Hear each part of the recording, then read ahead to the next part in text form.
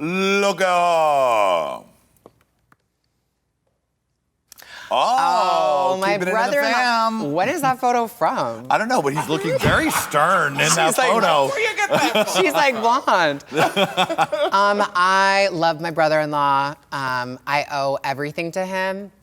Nats is the love of my life. I would have never met her, I don't think. You never know without him. He is like an amazing, amazing time. He's so creative. And we honestly have collabed, I think, a lot more than people know.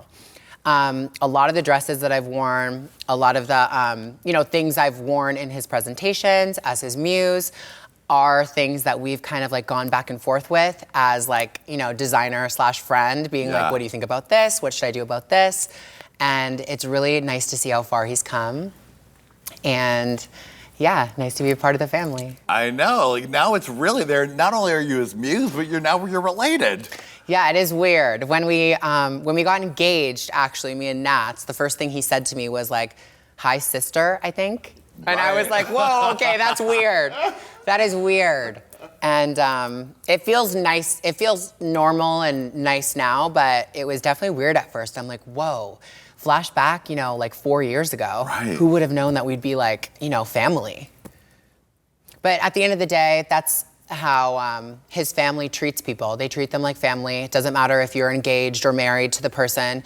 Anybody who's in the friend group, anybody who's in our circle knows that you're family, and there's no label attached on that. It's just, it goes without saying, and that's a beautiful thing. That's very rare in LA. Mm-hmm. And I don't know how I stumbled upon something so beautiful and happened to be so lucky, but I think it's my mom watching out for me. She's just like, this is your journey, and this is what is in the stars for you. Beautiful. All right, look at her. Caitlyn! Now, you played golf. I'm very interested in your take on Caitlyn. I love Caitlyn Jenner. Mm-hmm. I love her. I love Sophia Hutchins. Uh-huh. I love the both of them together so much. She's been really sweet to me, my friends, and my wife. Whenever there's anything going on, whenever we're in New York, or Fashion Week rolls around, or there's a party that we might be at the same table or anything like that, it's always, always beautiful and nothing but love. Uh-huh.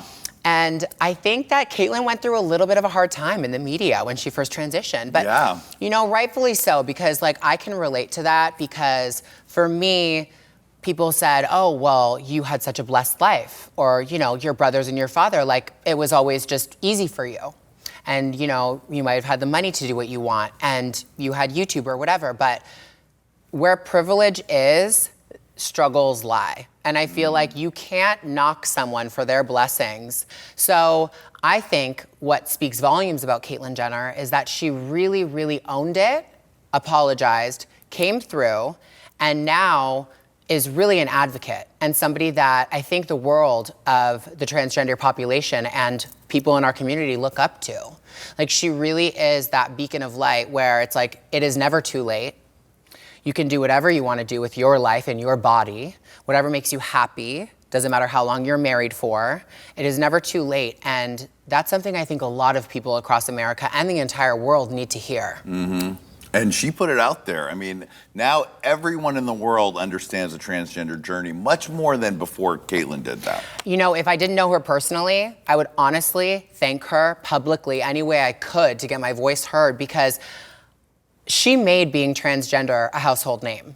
Not single-handedly, of course. Mm-hmm. There were a lot of other people, cards in the hand and all that, with Laverne Cox and everyone on YouTube telling their story. But Caitlyn Jenner really blew up, the scene. She really made it a moment. So I think even if people were against it, people were confused, people were for it, I think it's that power that changes the history books. All right, look at her. Oh my God, Chris. Leave Brittany alone. Chris, I love you. You know that. I was actually on FaceTime with him, I'm gonna say 3 months ago. And we were just talking. We were both a couple cocktails in. And I started drawing him, which is something I like to do randomly. So I started drawing him on FaceTime. I still have the drawing. I promised I would send it. I haven't yet. Sorry, Chris. He is just a really good time. And him and I actually met, nobody knows this, but we met in a Skype chat room. Really? With a lot of other people. I don't know how I got wrapped into that scene, but I think it might have been Twitter. Okay.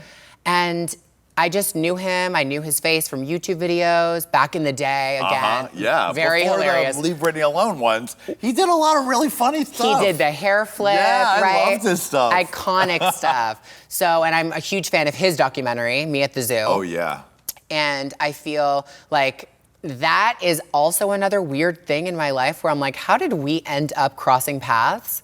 Because like years later, I would be hanging with him in LA, and that's just very weird to me, but it seemed really natural. Like Chris is a very honest person. He would say himself, I'm a fucking Sagittarius bitch.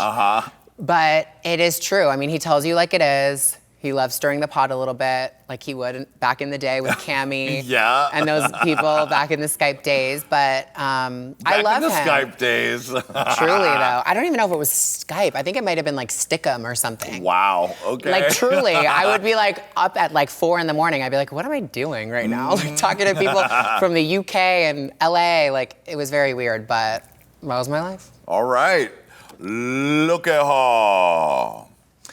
Oh. Yes, girl, you talk about it in your book. Yes. How is that this is Corey, who's in your book, Alaska's brother. Yes. You form a relationship of yours. Now, you kind of put your whole business out there in the book. Yeah, I feel like it was really important to do. You know, like why am I gonna be so public with something in my life? I was very impressionable, very vulnerable, very aggressive during our relationship. And I think that, I mean, he was the same too, but I feel like to really just be like, that never existed is weird, right? Like it was very, very, it was painful to write about. And I was just like, you know, like looking back at the person I was, I'm like, oh, I feel for her. Like, didn't have the strength to say what she wanted amongst everything that she's accomplished and done for herself. Like, we're living in LA and like this person is just really doing it to her. But I felt like that is like a learning curve. It's something that I'm not proud of, but something that shaped me to be who I am. And on a flip note, Alaska Thunderfuck is one of my favorite drag queens ever. I am so obsessed with her and her journey, you know, like from the beginning of time since we saw her on TV. I don't know what I was thinking about her. I don't even know if I had an opinion, but now seeing how far she's come and how creative. She's so talented. Everything that she does is so amazing. I'm actually going to be seeing her later tonight at the Lady Gaga house makeup launch party. Oh my goodness. So I'll let her know we talked about her on Hey Qween. Well, of course. She's like, I know. They always do. Yeah, the voice too. Oh my God. And her music. I mean, everything must be leopard print. All right. Look at her. My wife. Your beloved. My wife. What do I have to say? I mean, she's everything. She truly is. And I'm so lucky to have found her. She treats me like a queen. And I feel like we are both each other's #1 fan, which I think you need to have in a relationship. I think we've had friendships and past relationships that have torn us down. And maybe people have told us that we don't deserve what we have or we can't achieve what we're thinking, and you know, no is the answer. But like for her and I, like we always are just like lifting each other up, and it's always a yes. Like, okay, yes, like this is what you want to do. I'm going to be there for you. Let's kill it. Like I have your back. And you know, like she literally calls herself Road Dog because it's like we literally always travel together. Regardless if she's doing something, if I'm doing something, if the family is doing something, we literally are just like, okay, we're going. When do we leave? And what do we wear? What's the itinerary? Love like, it. It's not like one of those things where it's like, okay, yeah, see you in 2 weeks. Like we really are just like always there. And I think she's like also like the swaggiest person I know. So it's nice to have that little fashion element. I'm looking, yeah, and I'm seeing it. Yeah, she is like the true definition of like, you can't buy style. Yeah. Because she knows how to throw an outfit together. I mean, after like a workout. So we started working out. And she literally will just throw on something crazy, and I'm like, you look so good. Meanwhile, I have showered, I have shaved, I have moisturized, I have washed my hair, put in my clip-ins, and put on a dress, and I'm like, you did this in like 20 minutes, and I've been sitting here for over an hour.